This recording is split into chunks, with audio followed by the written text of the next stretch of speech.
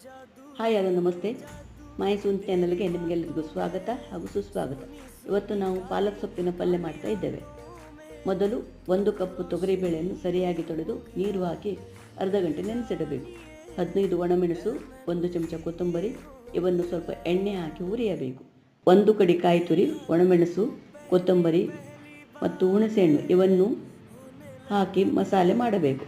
ಗ್ರೈಂಡರ್ನಲ್ಲಿ ಈ ಮಸಾಲೆಯನ್ನು ಅರೆದರೆ ಪಲ್ಯ ಚೆನ್ನಾಗಿ ಆಗುತ್ತದೆ.